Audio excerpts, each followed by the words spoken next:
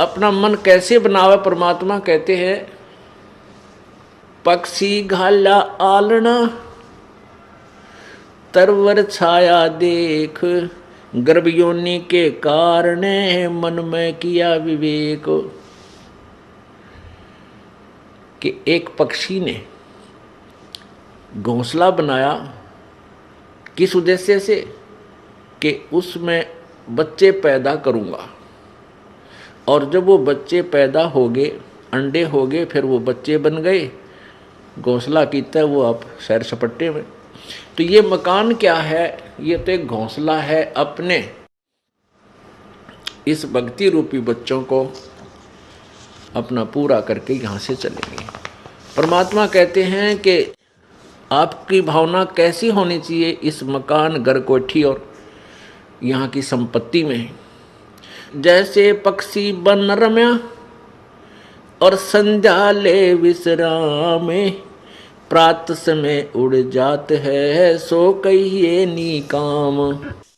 जैसे पक्षी सारा दिन वन में मस्ती मारता है, इधर उधर दौड़ता है, फल फ्रूट खाता है, और शाम हो जाती है, संध्या हो जाती है, किसी वृक्ष पर बैठ जाता है और रात पूरी करी, सुबह उड़कर चला जाता है। उस वृक्ष से उसका कोई लिंक नहीं, रात रात काटनी थी। तो ये आपका एक जीवन जो है समझ लो एक रात्रि है। आपने यहाँ अपनी या रात पूरी करनी है, सुबह उठते ही। सुबह कब होगा? जब जीवन छूट जाएगा तो फिर चले जाएंगे यहाँ, इधर ध्यान नहीं रहेगा, हमारी इच्छा नहीं। इच्छा कब ना रहेगी? उस समय नहीं रहेगी जब हमें अपना अगले ठिकाने का 100% 100% विश्वास हो जाएगा कि जो साधना जो भक्ति में कर रहा हूँ ये मुझे वहाँ स्थान देगी। फिर इधर झांक कर नहीं देखेंगे, चाहे 6 कोठी हो तेरी, इसमें इच्छा नहीं रहेगी। ये एक विधि है परमात्मा के पास जाने की। और जब तक इच्छा मरेगी नहीं, पार तो नहीं हो सकते, लेकिन जैसी भक्ति आपने कर्म किए इनका फल अवश्य मिलेगा। तो वो फल जैसे आप भक्ति कर रहे हो ठीक ढंग से लगे भी हो और इच्छा मरी नहीं, अंत समय में या जैसे भी आप भावना जरूर रहेगी। ये तो पहले मर के देखना पड़ेगा हमने। कैसे मर के देखना पड़ेगा? जीवित मर के। जीवित कैसे मरना है? जैसे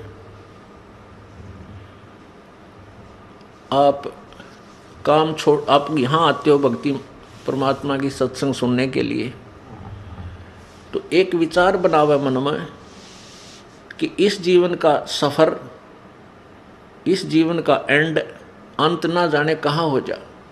परमात्मा की वाणी है,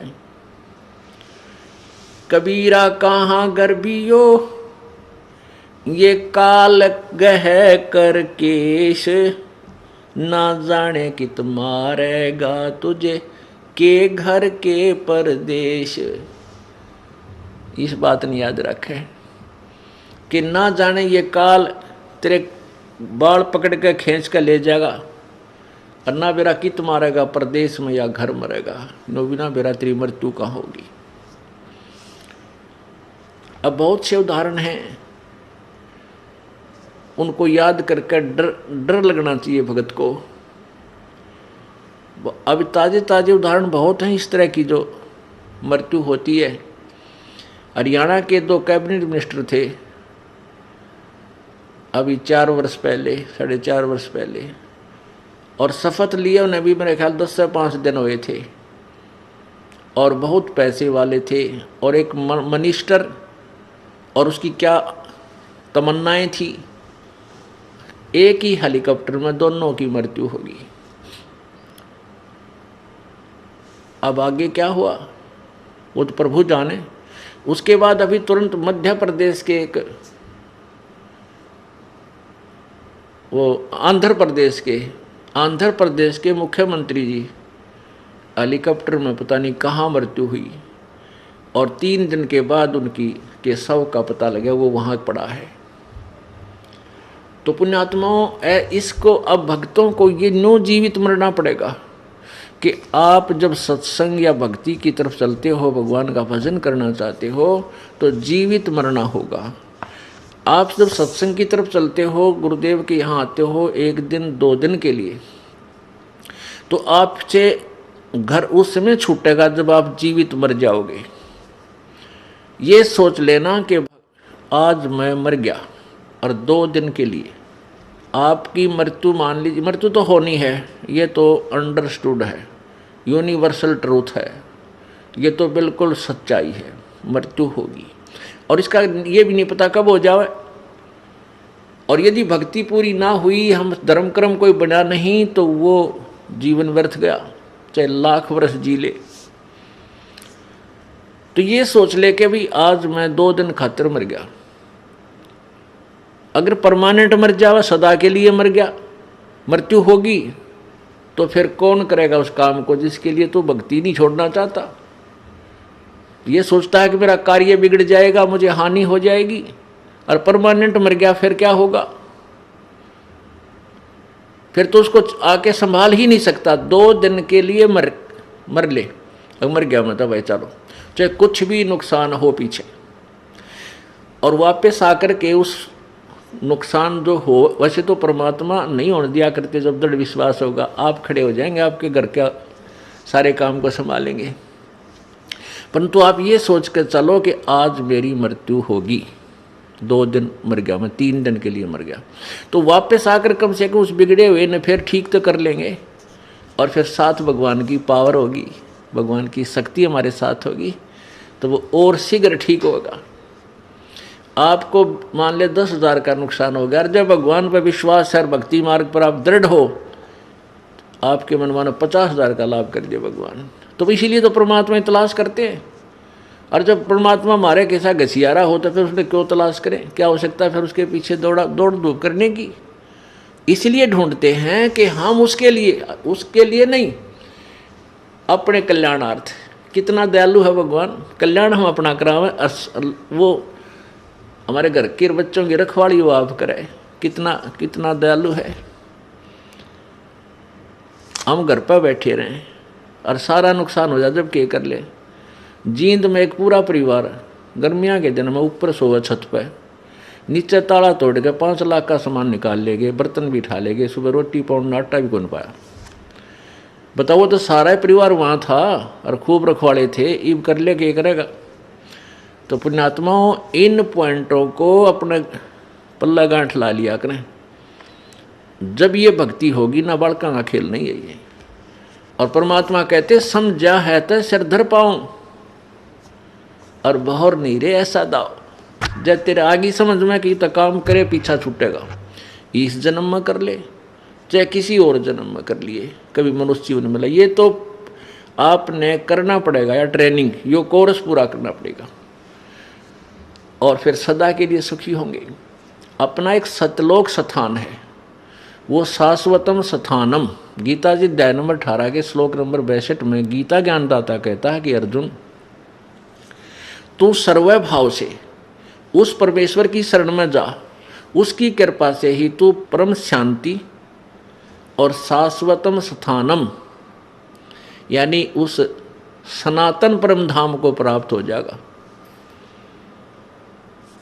गीता जी अध्याय नंबर 15 के श्लोक 4 में कहा कि जब तुझे तत्व ज्ञान मिल जावे, उस तत्व ज्ञान रूपी शस्त्र के द्वारा इस अज्ञान रूप अंधकार को काट के अच्छी तरह इस ज्ञान को समझकर उसके पश्चात उस परम पद परमेश्वर की, उस परमेश्वर के उस परम पद की खोज करनी चाहिए, जहाँ जाने के बाद ये साधक फिर लौट कर संसार में कभी नहीं आते, और जिस परमेश्वर ने सारे ब्रह्मांडों की रचना की है।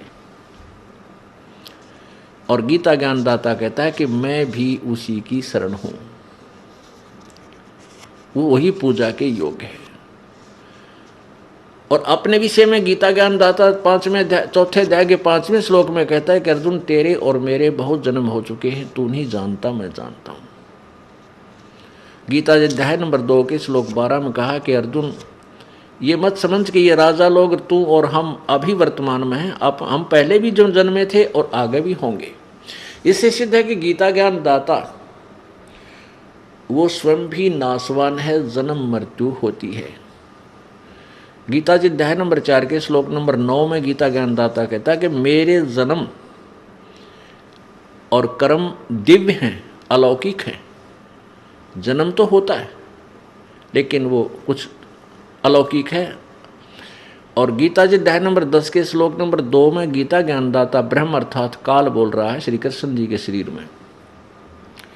वो कहता है कि मेरे जन्म को, मेरी उत्पत्ति को ना ऋषि जन जानते, ना ये देवता जानते, ना ये सिद्ध जानते, क्योंकि ये सब मेरे से ही उत्पन्न हुए।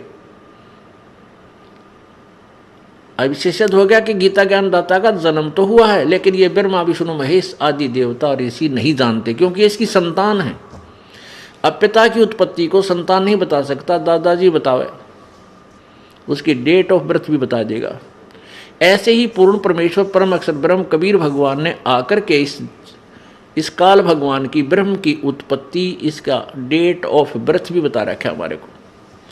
तो कहने का भाव ये है कि उस परमात्मा की भक्ति से हम सतलोक जाएंगे। वहाँ जाने के बाद फिर हमारा कभी जन्म मृत्यु नहीं होगा। वहाँ परम शांति, वहाँ कोई दुख नहीं। यहाँ से तो हमारी टिकट कटेगी, ये तो फाइनल है। इसलिए हमने मरना तो है, लेकिन मरने के बाद कहाँ जाना है ये इच्छा प्रबल हो जानी चाहिए। अब वो उमंग, वो हिलोर उठे अंदर से। जैसे कबीर परमेश्वर जी की कृपा से आदरणीय गरीबदास साहिब जी उस सतलोक को आँखां देख कर आए थे, और उसके बाद उनको इतनी उमंग भर गई थी उस स्थान को देखकर कि वाह वाह अमरपुर जाऊंगा, वाह वाह अमरपुर जाऊंगा। जैसे बालक के चाचा डाक रहे, वाह मामा का जाऊंगा, मामा का जाऊंगा, नानक का जाऊंगा। तो ऐसी उमंग भर जानी चाहिए हमारे अंदर के सचमुच वहाँ इतना